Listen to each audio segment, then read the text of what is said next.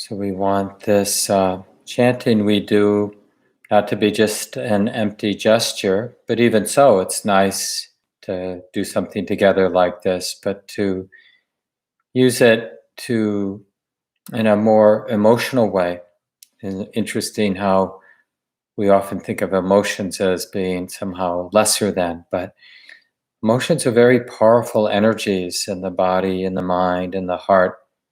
And chanting, singing generally, it really has a capacity to engage the emotions. So, in particular, the emotion of devotion and appreciation and gratitude. So, even though the words for some of you might feel foreign, because we chant in the Pali language, the Three Refuges, Buddha, this wakefulness, Dhamma, we're taking refuge in, which just refers to the way it is, conditions as they are, the underlying nature, that's all Dhamma or Dharma. And Sangha, the beautiful and nimble and loving, compassionate action, engagement that flows out of the intimacy of Buddha knowing Dhamma. So to whatever degree this inspires us, that we want to aim or orient our lives in this direction, then we sing to that. And we connect emotionally with the possibility of becoming wiser and kinder and more awake and more free. So let's do that to begin our time today.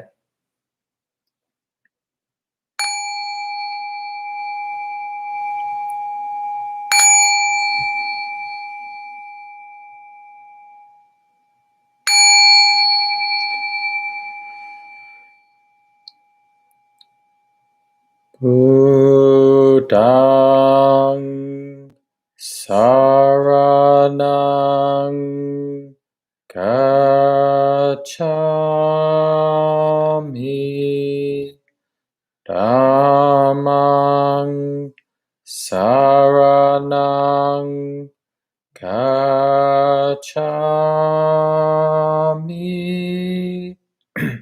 Sangham saranam gacchami, Dutiyampi Buddham saranam gacchami, Dutiyampi Dhammam saranam gacchami, Dutiyampi Sangham saranam gacchami, Tatiyampi Buddham saranam gacchami, Tatiyampi Dhammam saranam gacchami,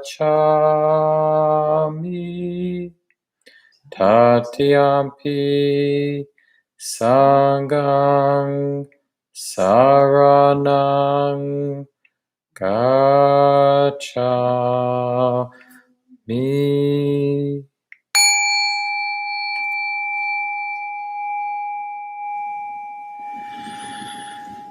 And take a little time, settle into a comfortable posture for our meditation now. We're taking our seat right in the middle of our life, this tender and sensitive heart, this resilient and fragile and amazing body, aging body, and this quite alive and often active mind. Right here in the middle of all of this activity, we sit down, in a relaxed and soft way. We sit up expressing the Buddha, wakefulness, this wholesome interest to connect, to be real with the conditions that are coming and going.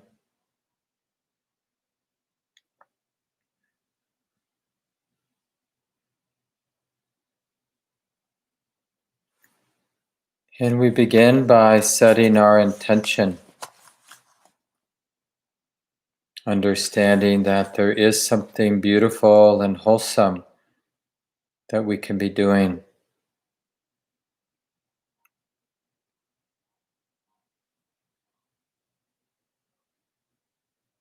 That even right now, sitting in this, at this time where conditions are probably pretty simple, that even now there's this possibility of cultivating what is wholesome, what is in the direction of release and freedom and lightness, peace. And we can abandon, leave behind ways of being, ways of relating that are stressful, not helpful, and causes for suffering.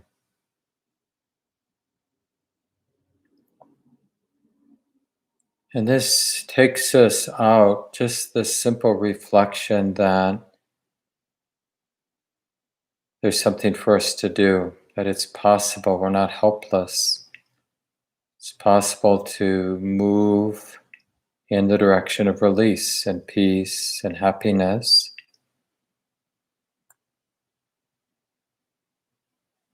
Even that recognition has some lightness. The heart, in a sense, is lifted out of helplessness or resignation. Oh, let's see.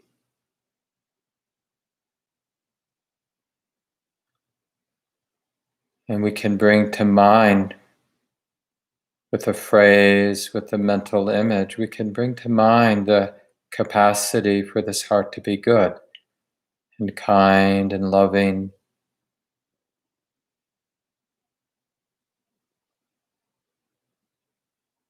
Appreciating this quality of kindness and love, like a beautiful light, warm, generous light here in the heart, happy to shine out in all directions,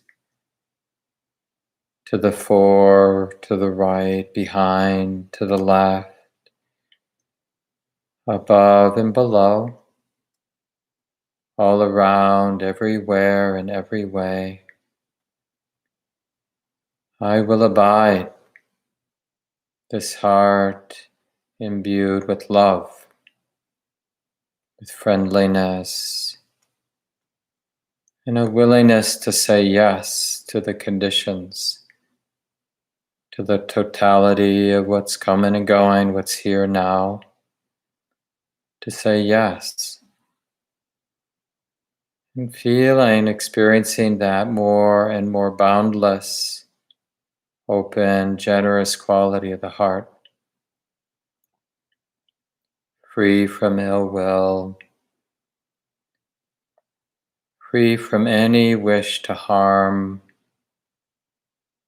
wishing well. May all beings be at ease.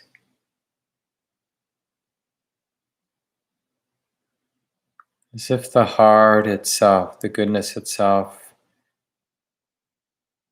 has a warm, bright, beautiful smile shining out, radiating out in all directions.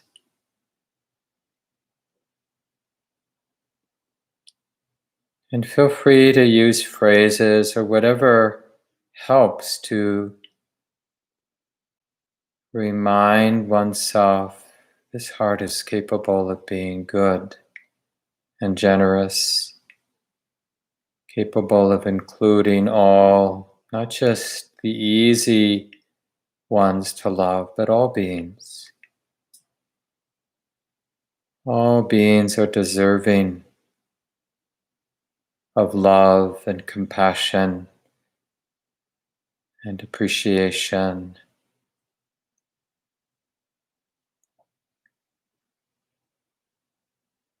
No need to exclude anyone, anything. I will abide, pervading the all-encompassing world with this heart imbued with goodness and love, abundant, exalted, boundless, free from all ill will, free from fear.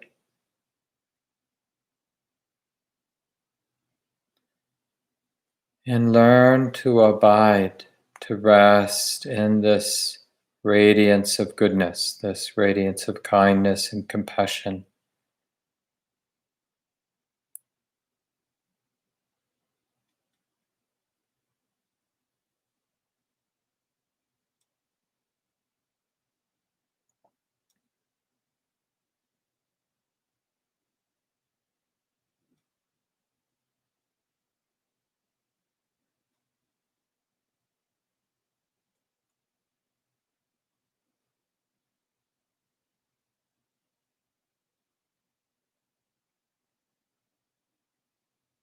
May all beings be at ease,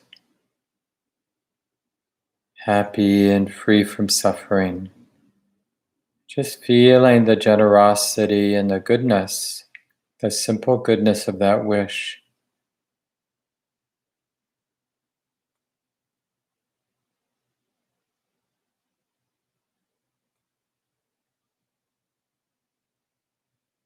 And sensing how more and more of the body, the heart and mind, and the whole world is touched by this love, this boundlessness of love.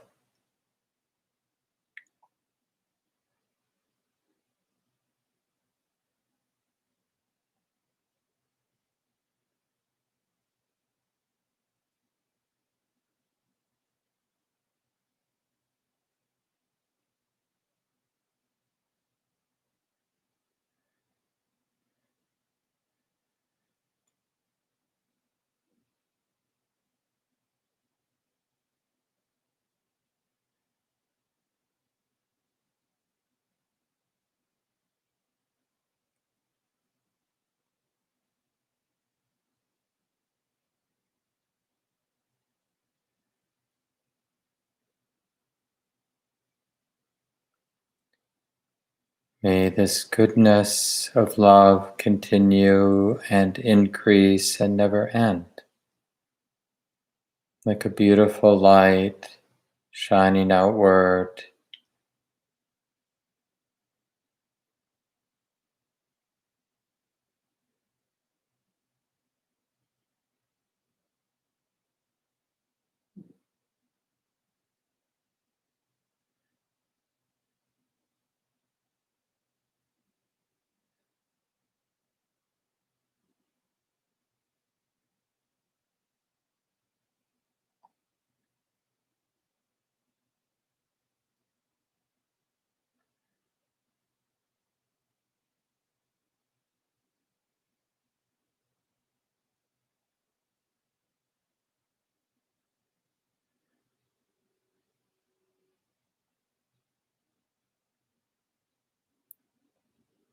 We're learning, we're practicing, trusting the generosity of love, of kindness and compassion, of joy and equanimity.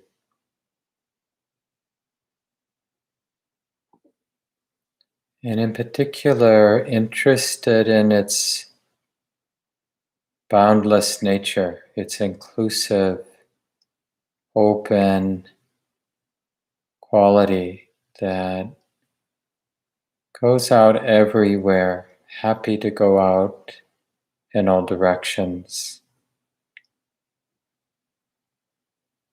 So we're learning to tune into this expansive and wholesome, pleasant quality of love.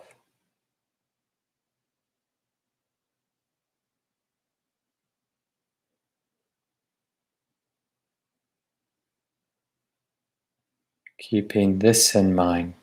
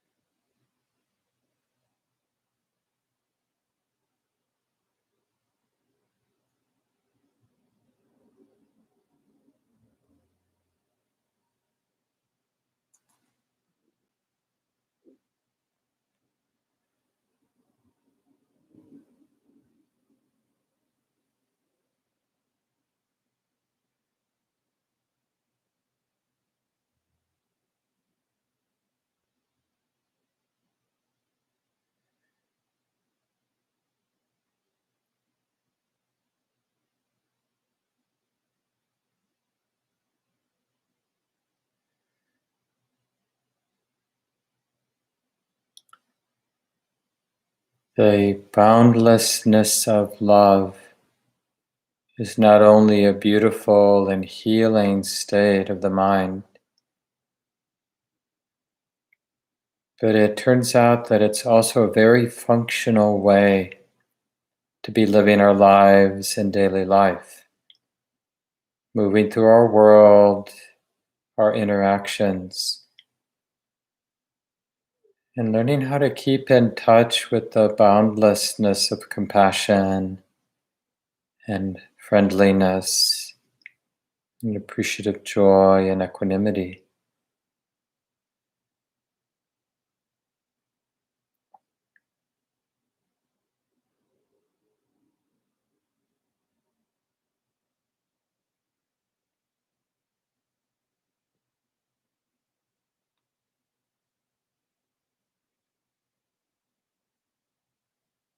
And again, tune into the boundless or inclusive quality of love, of kindness and compassion now. Everything is touched.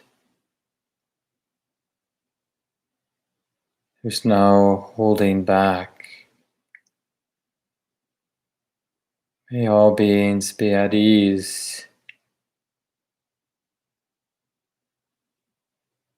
May all beings, with their particular circumstances, difficult or favorable, may all beings find their way to safety and happiness and ease.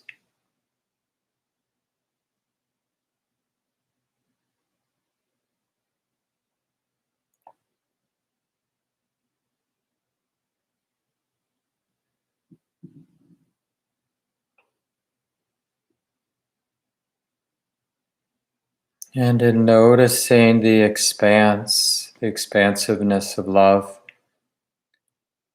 now specifically tune in to the quality of space, just the vastness of this goodness, but now tuning into the vastness, the space of the present moment, boundless, no boundaries.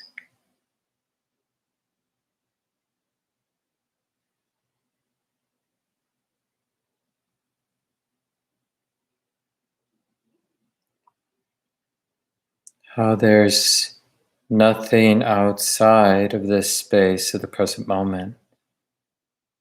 Its very nature is to be all inclusive. Sense that space of the present moment.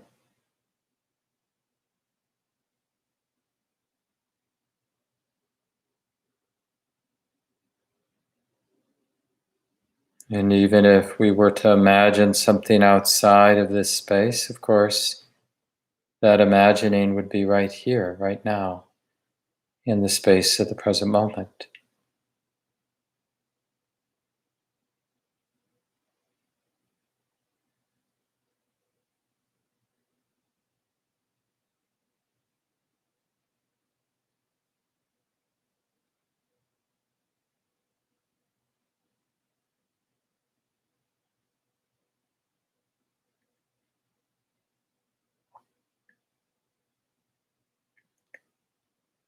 Noticing space and abiding, resting in the space of the present moment. Let it be this simple.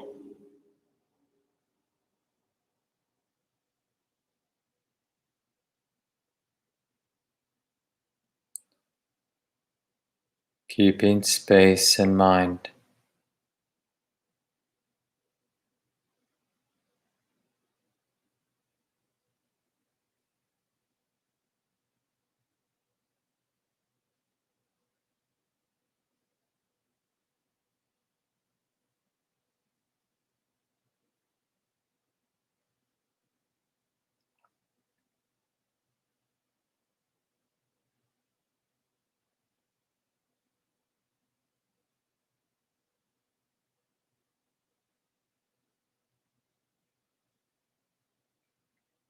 And more specifically, this is a space of knowing.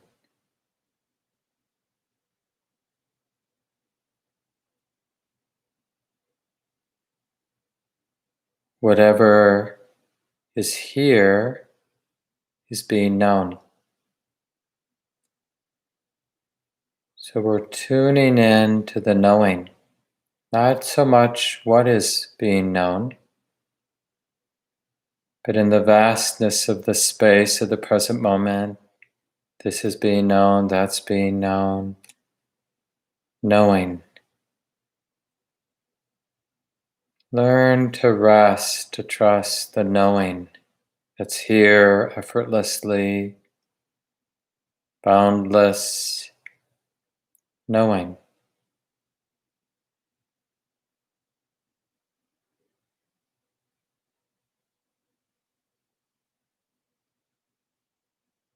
So the space of the present moment is experienced as the knowing mind.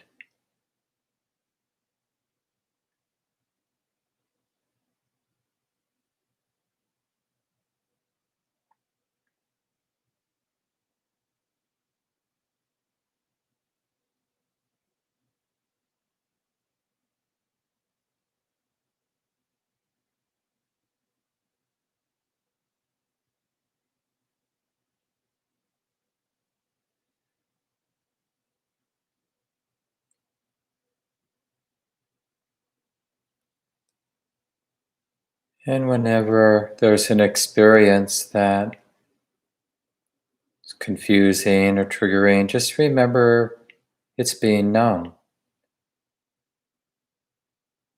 Here in the space of knowing.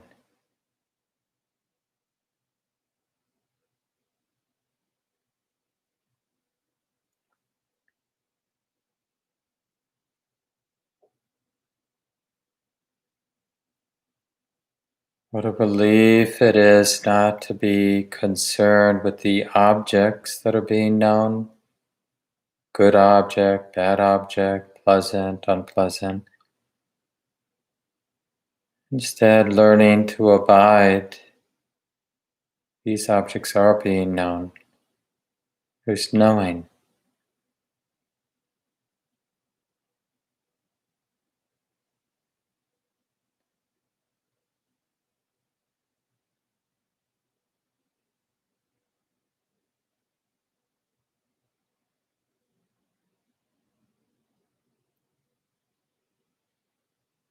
And this knowing is all inclusive, or so it appears.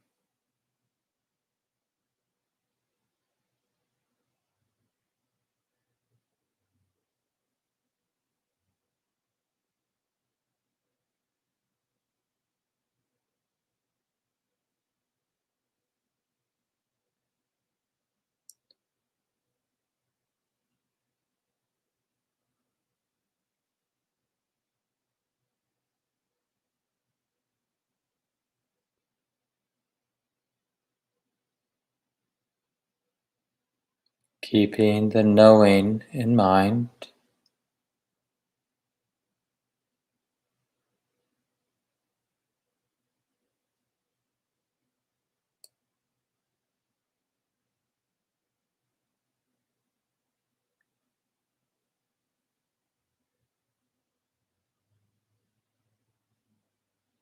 Noticing how effortless, natural the knowing is, not really personal. So we're noticing the emptiness of self, emptiness of selfing. And even if there appears to be some selfing, noticing the knowing, how impersonal, even the knowing happens on its own,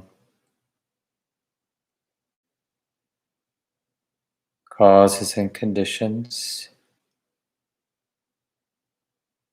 empty of self.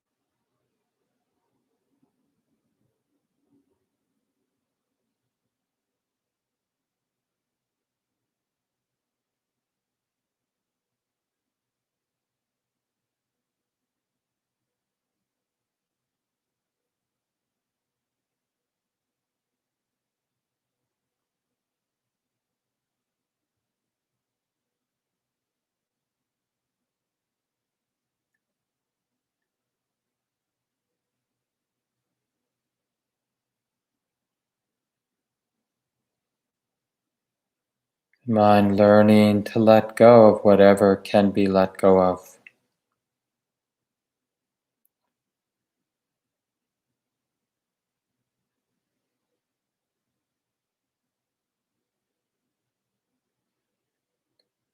And we end by appreciating the peace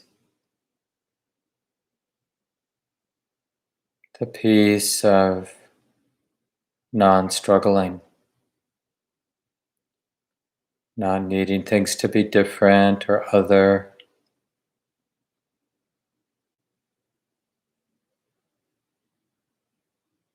the peace of non-craving.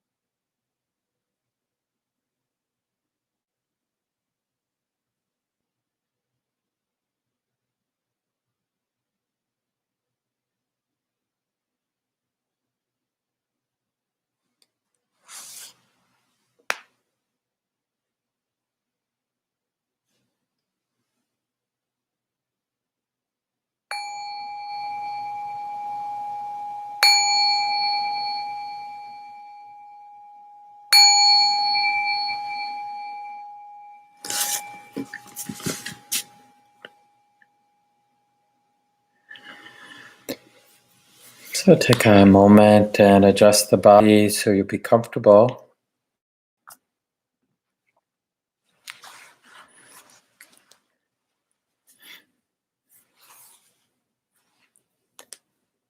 So again, a big welcome to everyone. This is the last of our 4-week classes, or 4-week classes for the Compassion and Wisdom course.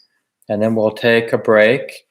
And during that time, on Monday nights, starting on June 8th, there will be the Community Practice Intensive that we do every June and every December. And Shelley Graff will be joining me to help lead this. I guess it's about 19 days of each of us in our own way, increasing our formal practice and study and intention to be mindful and kind in life, and see what we learn. And the big part of the community practice intention is gathering on Monday night. Of course, we'll be doing it via Zoom, and having a practice check-in. We basically have a circle where we take turns checking in, speaking for a couple minutes about what we're learning from our practice. So that begins on June 8th, and then the weekly email that Gabe Keller-Flores will send out, or maybe did send out today, it will have the information for that community practice intensive, and it's also on the calendar. You can look under Monday, June 8th, and get all the details there and register if you're interested. And maybe I'll mention now too that, as you might imagine, Common Ground, like any nonprofit organization, we have our paid staff. Shelley Graff is the associate director. Gabe Keller-Flores, our office manager. Gail Iverson is our bookkeeper, and then myself. We also support our teachers. But since 1993, when we started, we haven't charged for any programs because we really found it useful as a Dharma organization to take up this practice we call dana. It's the Pali word for giving, but it really points to really a skillful way of living our lives where we cultivate the perception of giving and receiving in more and more free ways.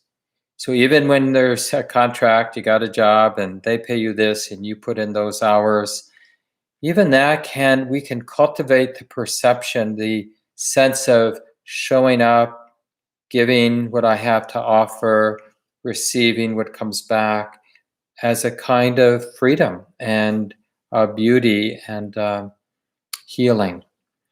And so in our personal relationships with friends and lovers, in our work scene, and also, and maybe especially, in our relationship to an organization like Common Ground, to somehow cultivate this sense of relation, like being in relationship, where I'm practicing receiving what I get from like a course as a free gift, no strings attached. And if I'm moved to give back, to send my good wishes, to contribute money to the organization, to volunteer, to do whatever, that's offered as a free gift.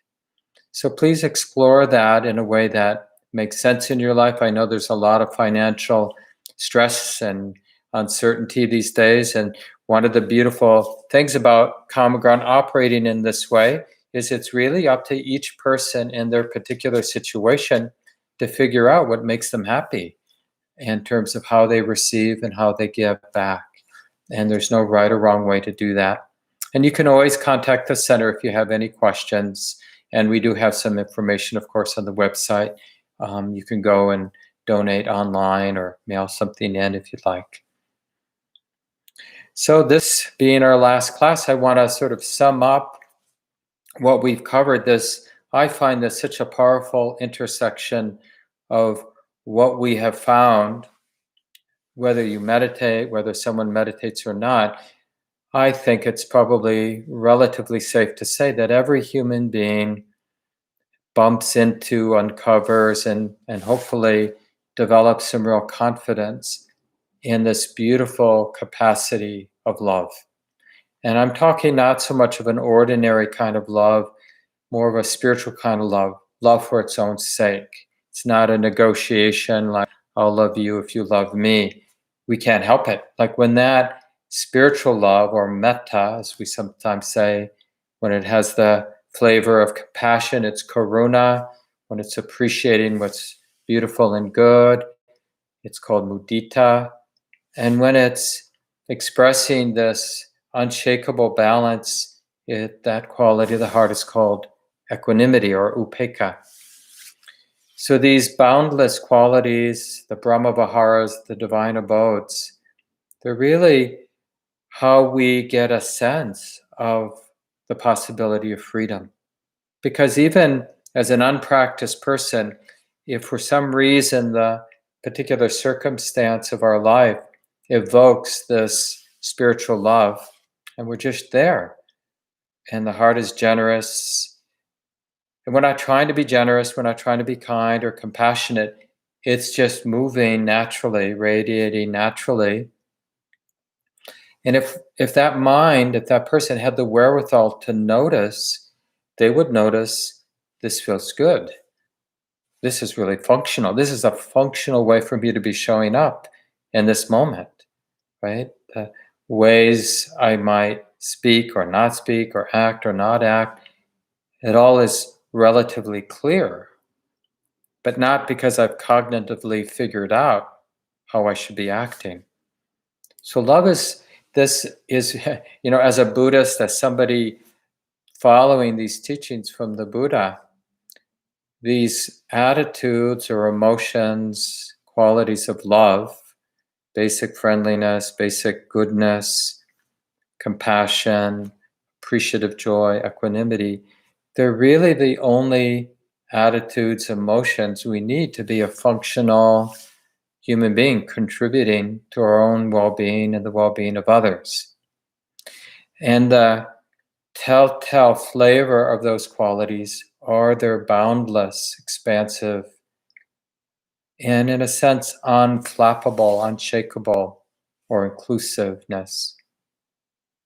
And this is really, it kind of paints this picture of the whole path from constriction, tightness, to release. And this, in a way, can be our barometer. Even the first step, like at the beginning of the sit, I just encouraged us to reflect on our intention. And like the intention that it matters. Like, I've got this time, I'm already signed up, I'm here online doing this class with other people. Why not? And just sort of taking responsibility for the quality of my own heart and mind, my life. Okay, I'll find a wholesome intention for being here and doing this meditation.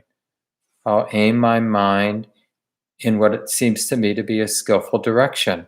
I'll keep that in mind.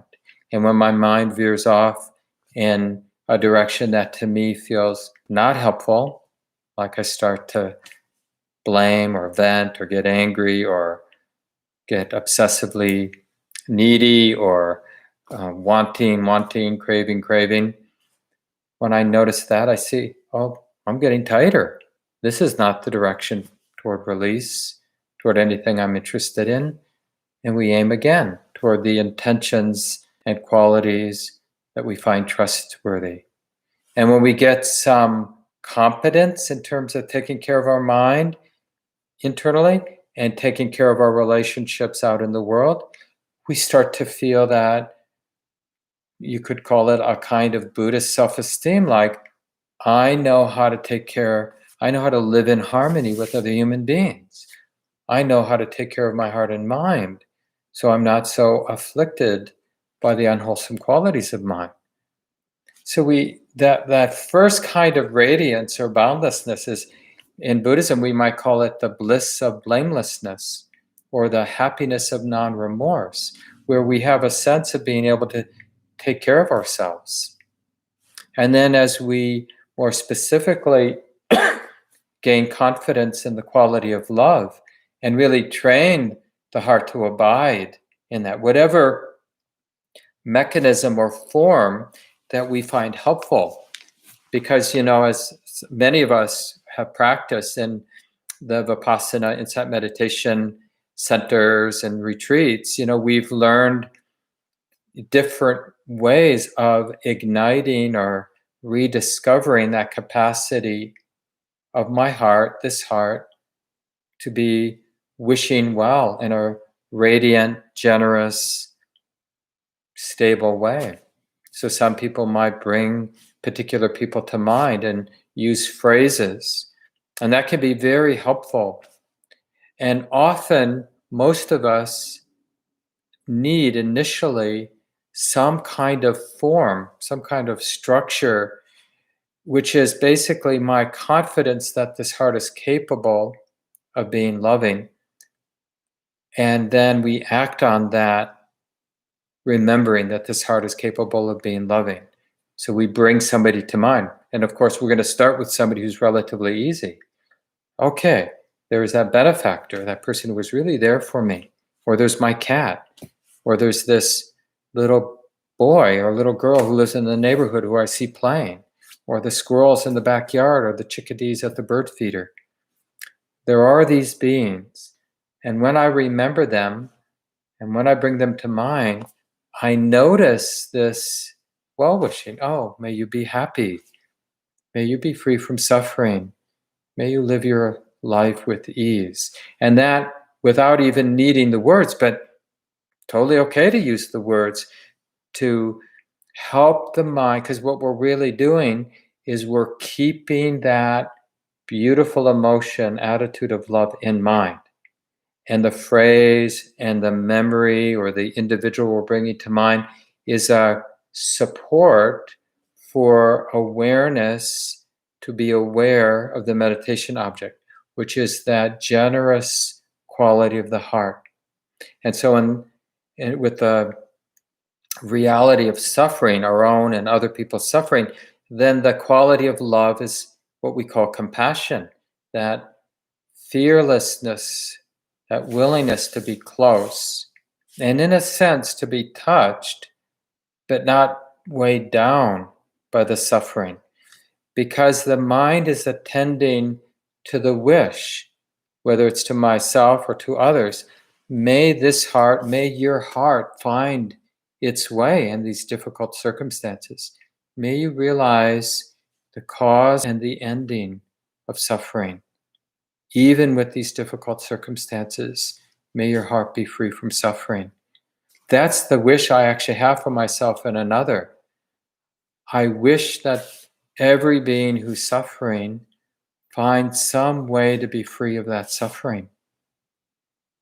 And if they can just, they're cold, they could maybe just put a sweater on. But some kind of experiences of suffering aren't easily solved, right? But that wish, may you be free from suffering, really comes from the deepest wisdom that there is a way out of suffering that doesn't depend on conditions. Now, I'm not saying that confidence is perfect, but that's the confidence we're developing. Because that wish is very powerful, even with this difficult situation, even though you're in the dying process. May you be free from suffering. May you realize the heart, the mind, that isn't clinging to anything, including the pain or the loss of the life or whatever might be unfolding for that person or for oneself. So I'm painting a picture of the whole path and how important the Brahma Viharas, these qualities of love, are, because it's teaching the mind, teaching the heart, it's reminding the heart in a way that it can go from a narrow and tight way of being and relating and let go of that grip and begin to trust. And the thing about love in particular is it feels so right. When we bump into moments where there is a natural generous kindness, generous compassion, generous joy and equanimity, and we have the wherewithal to be aware, to be mindfully aware, what is revealed is, oh, this feels right. I trust this. We don't have to try to trust that quality of the heart. It's trustworthy and it's functional. And so the mind is naturally inclined to abide, because we very quickly, when we reflect on it, realize it's less about me doing it, doing the metta, doing the loving kindness practice, even though initially we might, need to bring somebody to mind, repeat some phrases. But when it's actually is the emotion, the quality of the mind, then really practice abiding, like resting, and you could say being that love, being that compassion, that tenderness that is willing to say, yes, this is how it is, and I care, and I'm not afraid. I'm not afraid of my suffering. I'm not afraid of your suffering, because I'm really grounded. I'm really attending to this beautiful wish that I trust. May you be free. May I be free. May I find the way where this heart is not burdened, not oppressed by these conditions. We really take aim and learn to trust and abide, because that generosity is really protecting. Remember, it always matters what we pay attention to. So no matter what's going on in terms of, let's say, outward, outside conditions, circumstances, there's what's always in play is, what is the mind, what is wisdom going to choose to pay attention to in this moment? So we're learning that the mind, wisdom is learning to be skillful by paying attention to the generosity of the heart.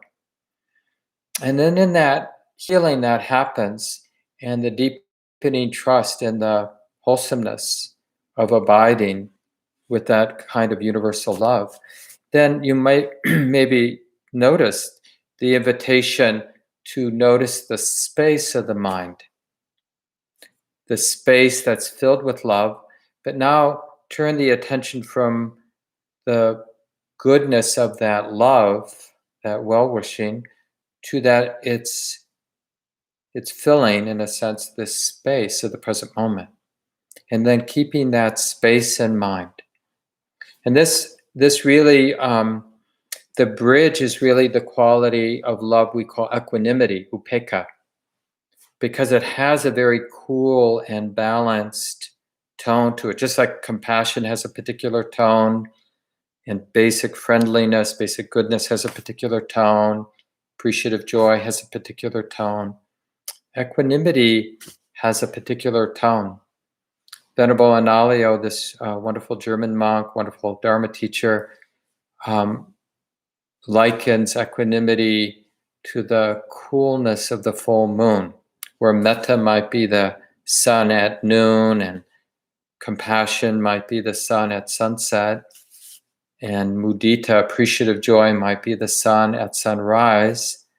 Equanimity has more the flavor of full moon. But in any case, that the balance of equanimity and resting, and the expansion, the boundlessness of equanimity, things are the way that they are. Everything unfolds according to causes and conditions. May all beings be at ease, and I know that how things unfold will be according to causes and conditions. Not my wish that all beings be at ease, but still, I wish may all beings be at ease. So this is the flavor of equanimity, and then into the space of the present moment, and into noticing the knowing. Oh, this space of the present moment is characterized by knowing. That's how I know the space. There's knowing. So to keep knowing in mind, and to see even knowing, seeing the impersonal nature of that everything has the nature to come and go, and is not self. It's stuff that comes and goes and is known. This is being known, this is being known. So now the wisdom is noticing the impersonal nature, the not self nature of that space of knowing. And it's keeping the impersonal nature in mind.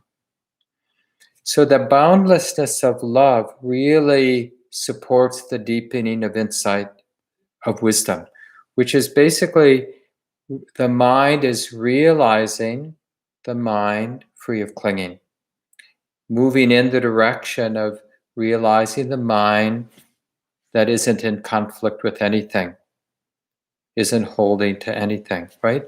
But it's step by step. And this is one way for us to reflect on this. Now, I want to spend a little time sharing some of the questions that people brought up and sent in. And some I covered already, but this is from one of the people in the class. And they mentioned that they just finished a retreat with Sharon Salzberg and some other IMS teachers online, Insight Meditation Society teachers. And throughout the retreat, this person writes, throughout the retreat, they really emphasize evoking metta and the other divine abodes by using standard phrases and also by wishing it to different categories of beings, from easiest to hardest, self, benefactor, friend, neutral person, etc. The rationale was that even when you don't feel anything strong and whole, the phrases will keep your mind engaged and will help strengthen your concentration. And the person then goes on to mention that, and that really worked for them.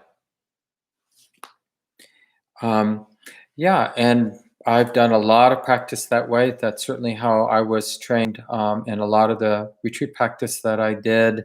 And there's a lot of value in having that form. And in a way, this person's question is, it just brings up this more general question about, as a practitioner, what is my relationship to form? Because we need form in our meditation and just generally in our spiritual practices. We need structure, like even the fact that we're gathering together via the YouTube live stream tonight. That's our form, where we're 100 of us or whatever it is, that we're connecting in this way, and that we have a structure to the class. We have these teachings from the Buddha. So there's all kinds of forms that we use. We sit up, and often, unless for whatever reason it works better to lie down or to do walking practice, but one of our basic forms is to sit up. And in loving kindness practice, this happened many centuries after the time of the Buddha, but where it got written down, but this very systematized way of doing loving kindness practice, as this person describes, where you work through starting with the easiest person onward to more challenging people, and then eventually to all beings. And you work through the different flavors of metta and loving kindness and compassion, appreciative joy, equanimity. And it even goes beyond where you're working with all directions, like I suggested in the guided meditation instructions. So the question is how to skillfully engage form without getting attached to it or misusing it or holding on to it when it's no longer needed. It's like that, I think it was in a poem by a Zen teacher about the finger pointing to the moon. And the form is like the finger pointing to the moon. So we always want to remember, as we bring somebody to mind, let's say we're doing it in that more systematized way, and we're starting with the benefactor or the easy person, or starting with ourselves, and then over time moving to other categories of people that would be more challenging to have compassion or loving kindness for. We have to remember that what we're doing with this activity, bringing someone to mind, may you be safe, may you be happy, may you be healthy, may you live with ease. Something like that might be a traditional rendition. The whole point is to recall and gain confidence and abide in what has nothing to do with that person or the being or those phrases. So the phrases and the memory or the image, mental image of the person is a useful, can be at least, a useful, skillful support for the radiance and the abiding, the resting and trusting into that emotion. And again, as Venerable Analayo says, from doing the practice to becoming that metta, that compassion, that appreciative joy, and that equanimity. And it's really the flavor, like when we learn to keep the attention there, that's why it's such a healing space. In the tradition, it's called a temporary liberation of the heart. I think I mentioned that in a previous week. Because we're really learning to let, like through how we're paying attention, what we're paying attention to, we're not allowing anything else to come into the mind because we're keeping that generous, boundless quality of love in mind. So then what the mind realizes is it realizes the mind without any defilements, temporarily at least. And that's very healing. And its experience is very light and beautiful. So thanks for that question. And then another question came in. This has to do with the article I sent out today. I'm sure many of you haven't read it yet, but I sent out a link to a Dharma talk by Guy Armstrong, who wrote a very good book on emptiness. So the Buddha's wisdom practices and teachings. Maybe 2 or 3 years ago it came out. Really excellent book. And so I sent out a link for one of his talks, and then also an article that Sharon Salzberg wrote a while back on the nature of compassion. And this person is asking, and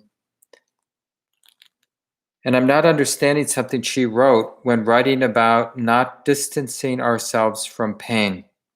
And she quotes Sharon, balance between the movement of compassion and the stillness of equanimity is quite subtle.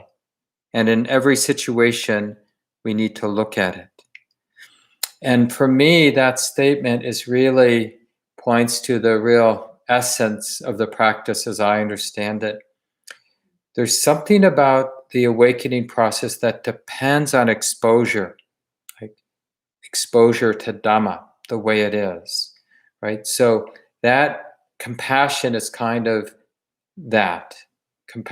Compassion is that heart, that understanding, that senses that's appropriate to connect with what we don't want to connect with because it's suffering, mine or yours, right? We want a stance. Even pity can be our stance. I feel sorry for you for all that suffering you have, but there's some distance there. So compassion is that willingness to show up. And in a way, it evokes and even provokes the deepening of wisdom, because wisdom is required to show up. Otherwise, the mind, the heart, is going to have a defensive stance because it will feel threatened by my suffering or your suffering. So that balance between the movement of compassion, movement, let me connect, let me get close because I care, because I don't want you to be alone, because I want to see if there's something I can do that would be helpful. Let me connect. So that's the movement of compassion. And the stillness of equanimity is this deepening wisdom that the exposure to causes and conditions, the exposure to life, to circumstance, is essentially not a problem. That there's something that remains free, even unmoved, even when facing suffering or joy or anything in between. So equanimity is really that bridge between wisdom and love. It's both seen as a quality of love in the Buddhist tradition and an expression of wisdom. And so wisdom, stillness, the words are never going to be perfect. So when we use a word like stillness, It doesn't mean non-engagement or, passivity.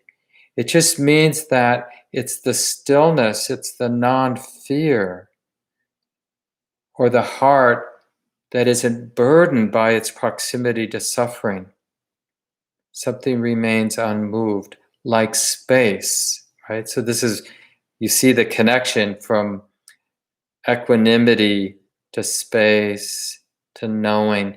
We're developing this intuition about what remains unmoved, even as we're living our life, even as we're showing up to the suffering in our own heart and in those around us, and doing what can be done. Thank you for these good questions.